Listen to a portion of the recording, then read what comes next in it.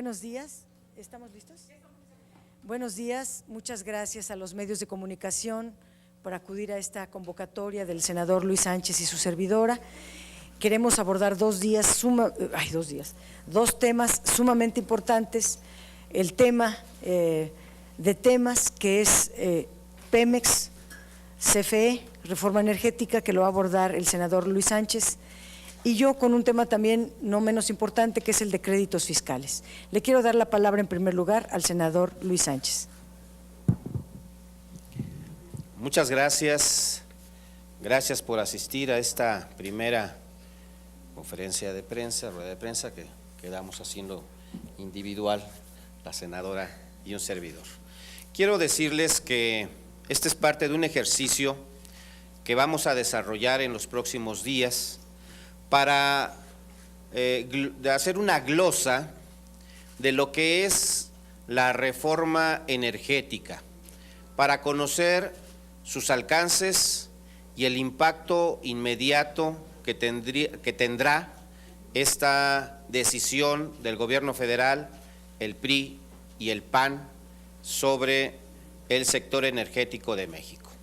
Y en ese tenor, en esta ocasión, nos vamos a referir a lo que han llamado ellos el redimensionamiento de las áreas de Pemex, y por supuesto también vendrá lo conducente para la Comisión Federal de Electricidad.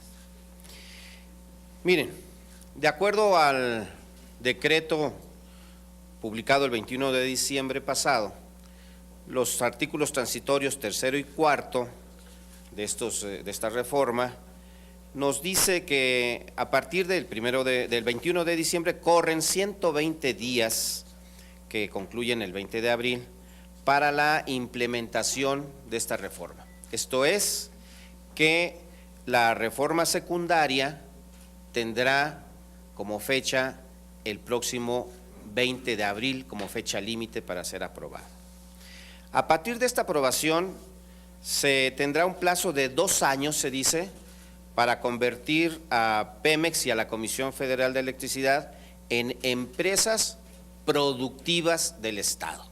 Habrá que ver si van a crear empresas no productivas, empresas improductivas, ¿verdad? Porque me parece un absurdo que le llamen empresas productivas, pues se supone que una empresa tiene como finalidad ser productiva, pero bueno, es parte de lo que aprobaron así estos legisladores. Aunque se dice que se tienen 2 años, lo más probable es que se pretenda implementar antes de esos 2 años. Bueno, también nos dice el artículo 16º transitorio que una vez aprobada la ley reglamentaria del artículo 27, en el ramo del petróleo, en un plazo de 1 año se creará el Centro Nacional de Control de Gas Natural, que es el encargado de la operación del Sistema Nacional de Ductos de Transporte y Almacenamiento, ¿sí? Por lo que Petróleos Mexicanos va a transferir esta infraestructura a ese centro. Esto lo vamos a analizar con más detenimiento. En el artículo 6º transitorio también se establecen plazos que repercutirán en esta estructura de Pemex. Desde el pasado 21 de diciembre comenzó a correr el plazo de 90 días para que Pemex determine qué áreas de exploración y producción puede operar, ¿sí? Y la Secretaría de Energía va a determinar esas asignaciones valorando las capacidades de esta paraestatal y próximamente empresa productiva del Estado. Pero hay que recordar que tanto el secretario de Energía como el mismo director de Pemex, ambos funcionarios han dicho que Pemex no tiene capacidad, prácticamente la dan por muerta, ¿sí? Entonces, ¿qué es lo que le van a asignar? Pemex pedirá algo y pues quién sabe qué le den, ¿sí? Así. Pero esto, bueno, lo vamos a ver un poco más adelante en cómo se vaya dando la reforma, se vaya aplicando. Por lo tanto, es evidente que Pemex sufrirá una reducción de sus áreas, de todas sus áreas, ¿sí?, para dar entrada a la participación de la iniciativa privada. Por lo tanto, ellos han dicho que hay un redimensionamiento de la fuerza de trabajo. Y en esta ocasión, bueno, pues nos vamos a centrar en las repercusiones de esta reforma solo en el tema laboral. Bien, hay que señalar que el propio contrato colectivo de trabajo de Pemex y su sindicato pues tendrá que ser reformado, así definitivamente, porque cambia de naturaleza, eso hay que tenerlo en cuenta. El sindicato pierde la exclusividad de las áreas que hoy atiende y por lo tanto sufrirá una fuerte reducción en la materia de trabajo. Eso es lo que tiene como implicación esta reforma. Hay que recordar que la plantilla que tiene hoy Pemex es de 150,697 trabajadores, de los cuales 101,000 son sindicalizados y 50,000 son de confianza o eventuales. Se distribuyen de la siguiente forma, escuchen. En Pemex Exploración y Producción hay 51,998 trabajadores. En Pemex Refinación 46,246 trabajadores. En Pemex Gas y Petroquímica Básica 12,191. En Pemex Petroquímica 13,487. En Pemex Corporativo 14,404 y en servicios médicos 12,381 para darnos la sumatoria de 150,997. Bien, hay que decir que el sindicato y Pemex se adelantaron a la reforma energética y desde el pasado mes de agosto suscribieron un convenio administrativo sindical, el 10,717/2013, para, dicen ellos, analizar el redimensionamiento de la plantilla laboral que afectará a todas las áreas de la paraestatal, ¿sí? En este sentido hay que decir que los primeros afectados estarían en Pemex Gas. Hay que recordar, como lo decía hace un rato, que se creará el Centro Nacional de Control de Gas Natural, pero en realidad todas las áreas, en ese convenio administrativo sindical, todas las áreas están siendo señaladas con personal redundante. Una definición de personal de trabajadores que no habíamos escuchado jamás, ahora son redundantes. Podemos decir que los próximos despedidos hoy son personal redundante. Eufemismos, como es el redimensionamiento para hablar de un recorte, como es el personal redundante para hablar de los que ya están hoy clasificados para ser despedidos. Eufemismos solamente. Y aun cuando la Dirección General de Pemex y el propio sindicato lo niegan, nosotros calculamos que de acuerdo a la pérdida de las facultades de Pemex ahora para la exclusividad de algunas de las áreas que les acabo de mencionar, habrá aproximadamente 60,000 despedidos en Pemex. Esto es un recorte del 40% del personal. Se ha empezado a mencionar que los despedidos encontrarán cabida en las nuevas empresas. Esto es absolutamente falso. Y aquí tenemos ya el ejemplo. En Tabasco ya operan algunas empresas transnacionales y ellas traen a su personal, al principal personal operador, lo traen de fuera. Así que esto es totalmente falso. Y los pocos que han contratado esas empresas, los pocos mexicanos que han contratado, les ofrecen incluso condiciones menores, condiciones laborales menores a las que les ofrece hoy Pemex y que ellos mismos les ofrecen a los contratados de fuera. Pero también aquí hay un impacto que se ha anunciado por los mismos propietarios de las gasolinerías, el impacto justamente a las estaciones de servicio, a las gasolinerías. Recordemos que son franquicias las que hoy otorga Pemex. Bien, aquí hay 11,000 estaciones de gasolinería. Se calcula que un promedio de 25 trabajadores por cada estación de gasolinería nos da cerca de 275,000 trabajadores.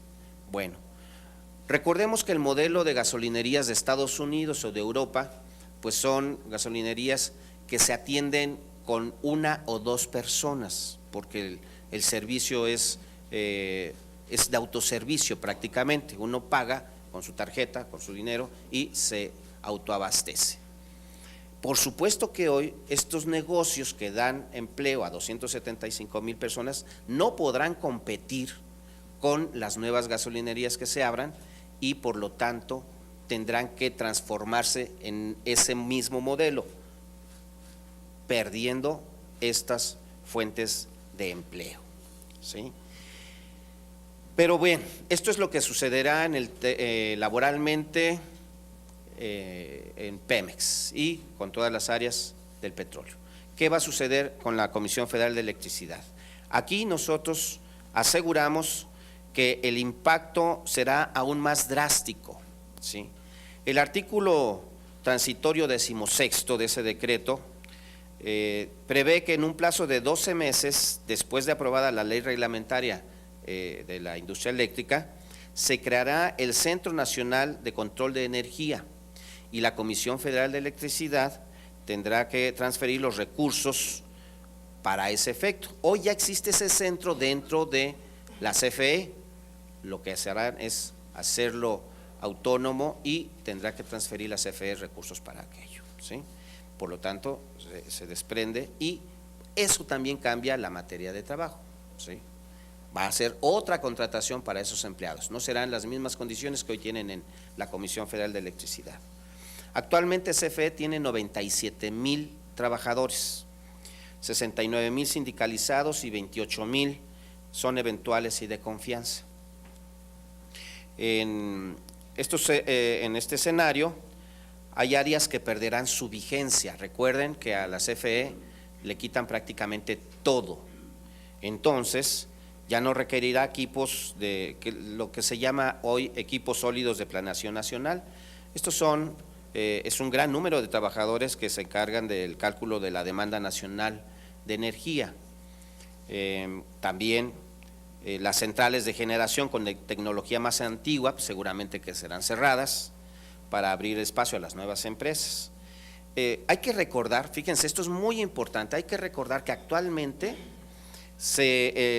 las reservas del sistema eléctrico nacional está sobrada con 1/3 de la producción, o sea, producimos 1/3 más de la cantidad de energía que requiere el país para funcionar.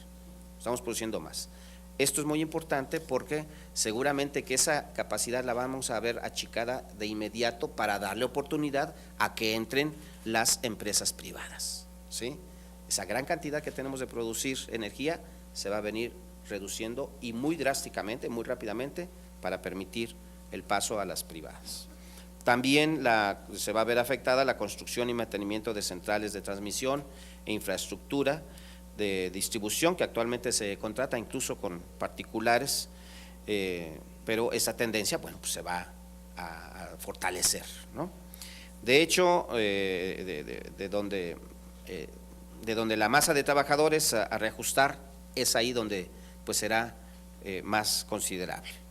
La CFE ya ha anunciado, prepara un programa de jubilación anticipada. Miles de trabajadores de CFE serán anticipadamente jubilados. Aquí la pregunta es, ¿cuánto le costará al Estado ese programa de jubilación?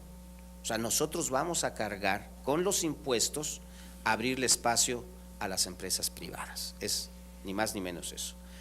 Y bueno, pues es de mayor importancia considerar, por supuesto, lo que pasará con miles de familias que van a quedar en el desamparo de un momento a otro. Esto nos dice la publicidad oficial que será todo lo contrario. Sin embargo, en efecto, no vemos por dónde puedan estarse creando esos miles de empleos que dicen ellos se van a crear al año. Un tema especial que ya lo iremos abordando más adelante con detenimiento es el tema de el impacto que registran las distintas ramas industriales vinculadas a Pemex y a la Comisión Federal de Electricidad, porque al abrirse el mercado energético, pues vendrán también estas proveedurías que hoy se tienen con empresas nacionales, vendrán desde Estados Unidos, desde Canadá, desde Europa, no sabemos, desde China también, por supuesto, y van a desplazar a esta industria que hoy es proveedora de CFE y de la Comisión Federal de Electricidad, perdón, Pemex y CFE. Entonces, este es el impacto del Tratado de Libre Comercio de América del Norte. Al hacer las modificaciones constitucionales como hoy están, abrimos de facto el TLC para que entren estas empresas en el mercado energético. Eso también tendrá un impacto en esas empresas que hoy son proveedoras y por supuesto con la pérdida de empleo. Por lo pronto, bueno, pues me parece que todo esto que anuncian como una gran acción que va a beneficiar a México, pues es todo lo contrario. Con la pérdida de todos estos empleos se va a acrecentar la tensión social y creo que tendremos condiciones todavía peores a las que hoy estamos viviendo. Gracias. Bueno, el otro tema es en relación a los créditos fiscales que ha venido publicando la Secretaría de Hacienda, el SAT. Primero hay que señalar que el artículo 69 del Código Fiscal de la Federación obliga a que el SAT publique a partir del 1 de enero de este año el nombre, la razón social y el registro federal de contribuyentes que tengan créditos fiscales no pagados, créditos fiscales condonados, los que hayan cometido delitos fiscales y los que no estén localizados. La lista publicada el 2 de enero por el SAT solo se refiere a los créditos no localizados y, por cierto, una lista mal hecha, y no ha publicado los nombres que corresponden a los otros conceptos. El viernes sacó otra lista que habla de algunos contribuyentes que cometieron delitos fiscales, entre ellos el propio gobierno, a través de la Lotería Nacional, que está utilizando facturas apócrifas o facturas falsas. Habría que comenzar pues por ordenar al propio gobierno. Sin embargo, los rubros, estos créditos son los menos significativos realmente, y lo que aparece en estas listas es la actitud del SAT discrecional, selectiva en la aplicación de la ley, que pues favorece y tiene preferencias por algunos. Debiera enfocarse a los créditos fiscales no pagados, porque después de 5 años de no pagarse se les condonan, y a los créditos fiscales condonados. Ahí está el grueso de los recursos públicos que andamos buscando. La discrecionalidad con la cual ha actuado el SAT, estos créditos o criterios selectivos que ha publicado no aportan a la transparencia que se buscó al modificar el Código Fiscal y al anotar en el artículo 69 la obligatoriedad de publicar a los beneficiarios de estos créditos. El importe total de créditos fiscales es de 668,543 millones de pesos, con la cifra actualizada a septiembre de 2013, que se trata de 1,605,000 créditos, pero no hay que irse con la finta de que tiene que publicar el 1,605,000, nos conformamos con que publique los 500 que tienen más créditos fiscales en monto, en el monto más grande. Estos 668,543 millones de pesos están concentrados en 500 créditos. Pero quisiera hablar de cómo se distribuyen los créditos fiscales.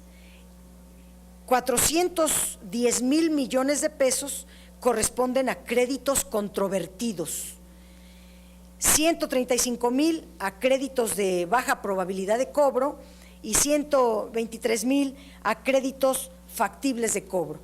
Pero quisiera considerar